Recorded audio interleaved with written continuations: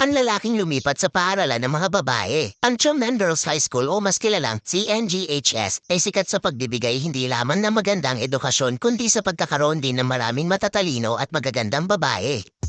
Ang mga tao may hindi nakakaalam ng katotohanan at mga lalaki ay iniisip ito bilang isang napakagandang school. Noong nakaraang taon, ang patakaran ng paaralan ay hindi inaasahang nagbago at nagsimula silang tumanggap ng mga lalaki bilang mga estudyante. Gayunpaman, ang mga batang babae ay nagsimulang magprotesta laban sa mga lalaki sa sandaling sila ay nagsimulang pumasok sa paaralan. At dahil dito, nagsimulang umalis ang mga lalaki sa paaralan sa iba't ibang paraan.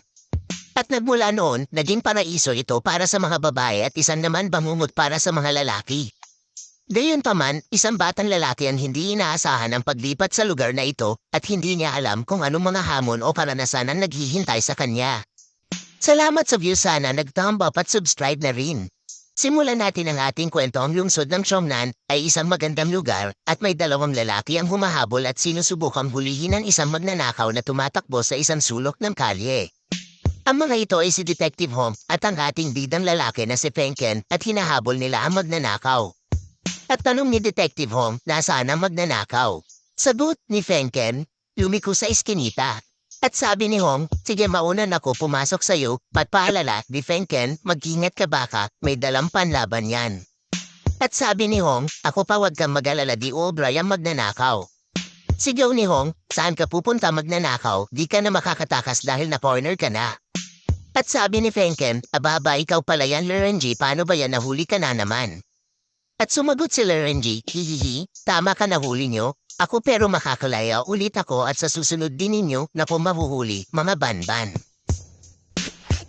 Salamat sa views, sana nag-thumb up at subscribe na rin.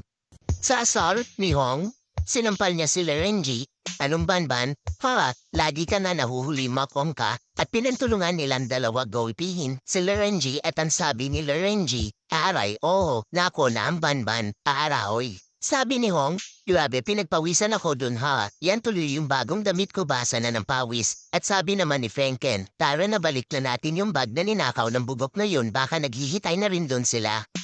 Ngunit di nila alam na sila pala ay sinusundan ng isang babae at ito ay nakatago lamang sa isang iskinita at palapit na ang dalawa sa iskinitan yon. At biglang lumabas ang babae sa pinagtataguan niya at sila ay nagulat sa nakita nila. At ang babaeng ito pala ay kaibigan, flash fan at stalker ni Feng Ken, ang kanyang pangalan ay Fanji. Tanong ni Feng Ken, kanina ka pa ba at anong ginagawa mo dito, bakit ikaw lang nasaan na si Zinchuan? At ang sagot ni Fanji, kanina pa ako pinanonood lang kita. Salamat sa views, sana nag-thumb up at subscribe na rin.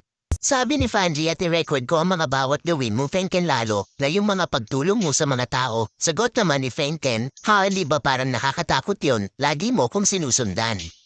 At sa isip ni Hong, talagang sa harap ko pa kayo lalandi, an. Sagot naman ni Fanji, nakakatakot ka dyan, di naman ha, sinundan lang naman kita, at nag-picture lang sa'yo, wala naman nakakatakot doon, no? Pat kung ang hanap mo naman ay si Zinchuan nasa paligid lang at baka may nilalan, di at biglang may itinuro si Fanji at sabi, ayon sabi na nga At nilapitan nila ang dalawang tao na nag-uusap. At biglang uminit ang ulo ni Hong at sinabi sa sarili, anak ng tipaklong ito pan-isang talagang lantaran na siya sa pagiging babero.